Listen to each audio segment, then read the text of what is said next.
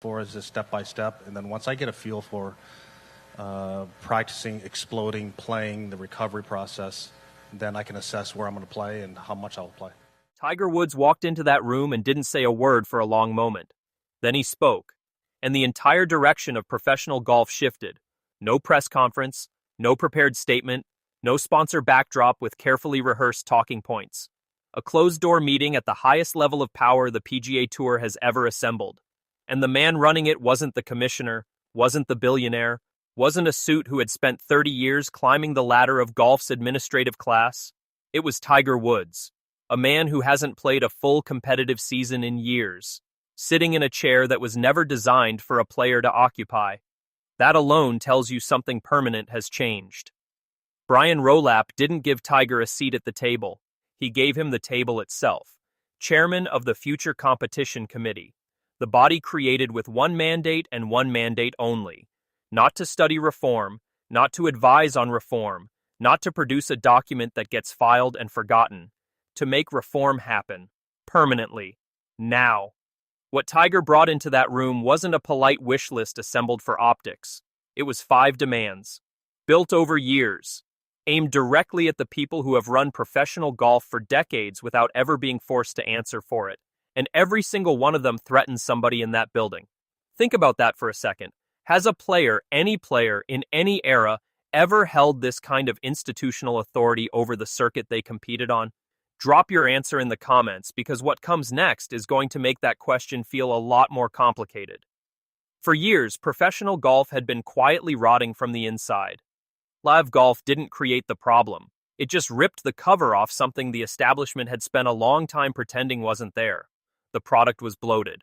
More than 40 events stuffed into a calendar nobody designed and nobody asked for. Prize money that generated headlines without fixing the structural decay underneath them.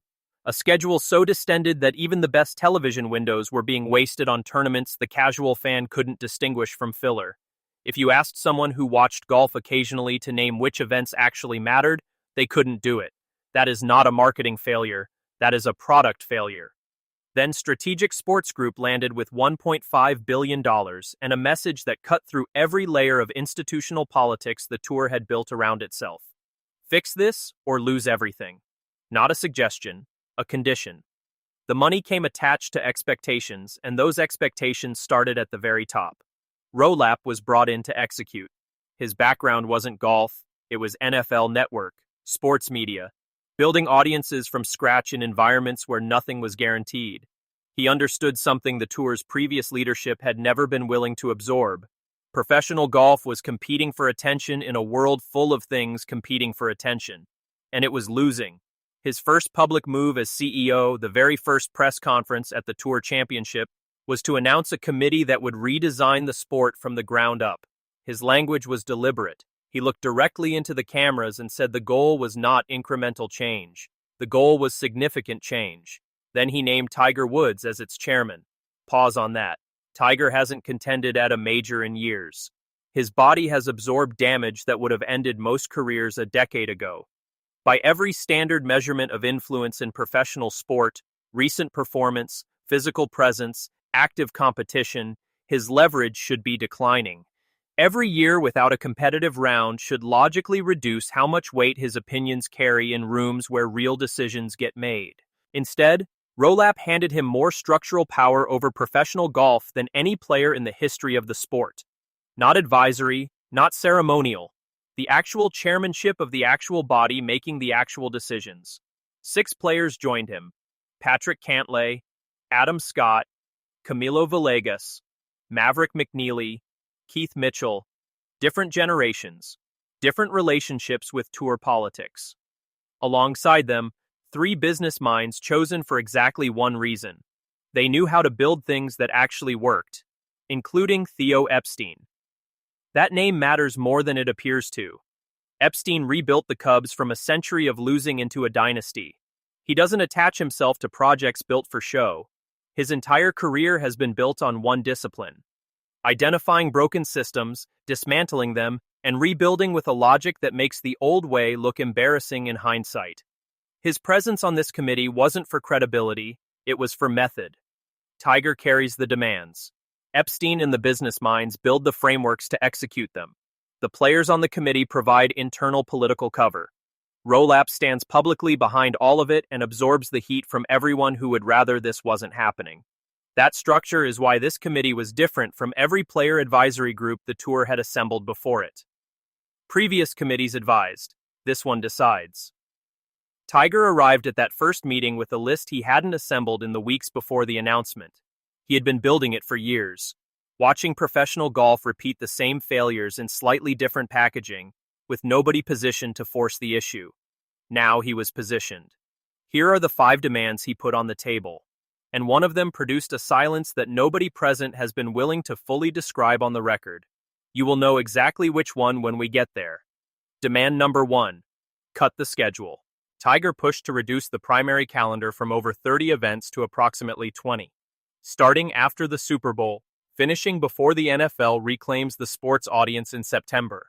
The logic was simple and it was brutal. Too many tournaments dilutes everything simultaneously. Prize money loses meaning. Prestige spreads too thin to concentrate anywhere. Television audiences fragment across too many weeks until the habit of watching disappears entirely. Casual fans drift away, not because they stopped caring about golf, but because the circuit gave them no reason to care about any particular week. 20 events means every tournament carries genuine weight. Every missed cut stings in a way it currently doesn't. Every victory means something beyond a points accumulation that nobody outside the tour bubble is tracking. Tournament directors heard this, and the response was immediate and organized. Fewer tour stops means fewer host cities, fewer title sponsors, fewer local economies built around the 1 week per year the circuit visits. Lobbyists, regional golf organizations, and sponsor networks pushed back through every channel available to them. Tiger didn't move the number, because the schedule was only the opening move. Demand number 2. Promotion and relegation. Tiger brought a proposal to explore a system where players earn their position or they surrender it, not through a points accumulation race that rewards longevity over excellence. A framework modeled on elite European football. Perform at the required level or drop to the tier below. Prove you belong or make room for someone who does. For a sport that has spent decades protecting a comfortable middle class of players, making very good livings, finishing between 15th and 30th every week, never threatening to win, never threatening to lose their status. This was a direct and personal threat. The reaction from that segment was quiet, coordinated, and persistent. Elite players on the committee read it differently. A system that rewards excellence and punishes stagnation is a system built for the people at the very top. The ones who win, the ones who compete, the ones who actually generate the value the product depends on. This was the demand that killed the room. Not because it was the most expensive, not because it was the most complex, because every player sitting at that table understood exactly which half of the locker room it was aimed at. The players collecting paychecks without threatening to win in years. Tiger looked at the framework protecting them and decided it had to go. Silence fell because everyone present understood what removing that protection would actually mean. Demand number 3. Player equity. Following Strategic Sports Group's $1.5 billion investment, tour players received ownership stakes for the first time in the organization's history. Tiger's position was direct. Expand it. Grow the player ownership stake until players are genuine partners in the business they are building. Not contracted talent performing for an institution that profits from their excellence without sharing the underlying asset with them. Players who own a piece of what they create have a fundamentally different relationship with it. They market it differently, they protect it differently, they show up to it like it belongs to them, because it does. Tiger had spent his entire career generating billions in value for an organization in which he held no ownership. He wasn't raising this for himself. He was raising it for every player who would inherit whatever framework this committee built. The equity proposal moved through the room faster than anything else on the list. The next one did not. Demand number 4. Protect the legends. Tiger had already received a specific exemption allowing him to compete in signature events regardless of standard qualifying criteria. A provision the golf media immediately began calling the Tiger Rule. His push was to formalize it. To create a codified policy protecting verified legends of the sport from being quietly squeezed out of the events that define the season through administrative criteria they can no longer meet physically.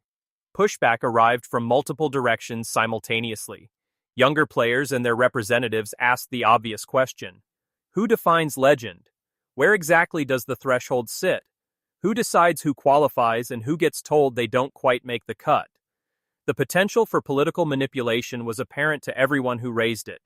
Tiger's position was to insist on objective criteria, established in advance, applied without deviation. Set the standard once, apply it consistently. Golf's history belongs on the course alongside its future, not archived in highlight packages while the people who built the product are quietly excluded from the events that matter. The room never fully resolved it. It never does when the people deciding who qualifies are also competing against those who might. Demand number 5. Shorts.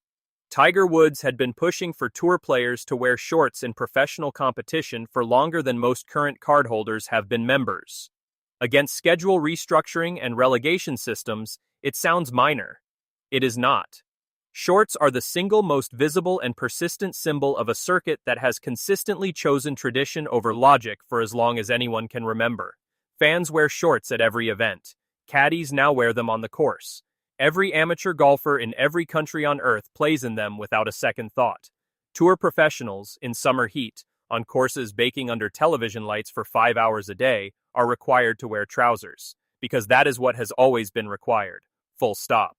Tiger raised this precisely because of what the resistance reveals. If the circuit cannot change something that costs nothing, harms nobody, and carries no logical defense beyond habit, then what does that actually tell you about its appetite for the harder items on the list? The committee noted it. The broader institutional response was exactly what anyone who has watched this organization operate would have predicted. Silence. 5 demands on the table. A committee built to force them through. A CEO who had publicly handed Tiger the mandate to make significant reform happen and said so on camera. By late 2025, professional golf was standing at the edge of the most substantial transformation it had seen in 30 years. Then it all stopped at once. Jupiter Island, Florida. Late at night. A single vehicle rollover crash.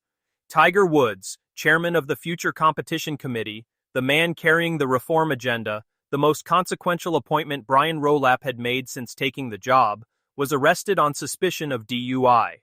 His statement was short and final in tone, stepping away from golf indefinitely, focusing on his health, entering treatment. The tour confirmed in careful, neutral language that he would return to his committee role when ready. When ready. Those 2 words landed across professional golf like a door closing on something unfinished. The schedule hadn't been cut. The relegation framework hadn't been locked in.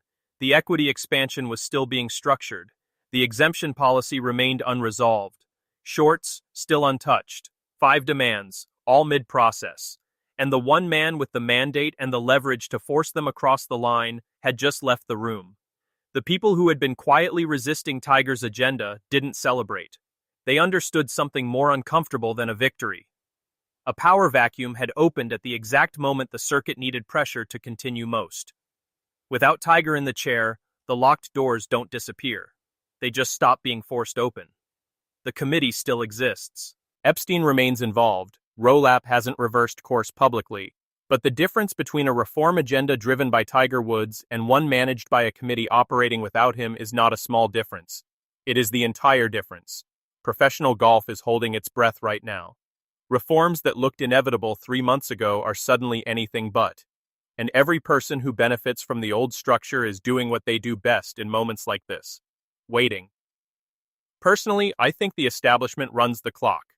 I think the people who wanted incremental change, exactly what Rowlap said publicly he didn't want, are already working the phones, filling the calendar, and making quiet decisions that walk each of these 5 items backwards 1 degree at a time. Nothing dramatic, nothing that can be pointed to, just erosion. And I think when Tiger eventually walks back into that room, he will find the list exactly where he left it. Untouched, with everyone claiming they were protecting it for his return. Do you think these 5 reforms actually happen, or does the circuit quietly bury them while Tiger is away? Tell me where you stand in the comments. And if you want to be here when this story moves, because it will move, hit subscribe. You will not want to miss what comes next.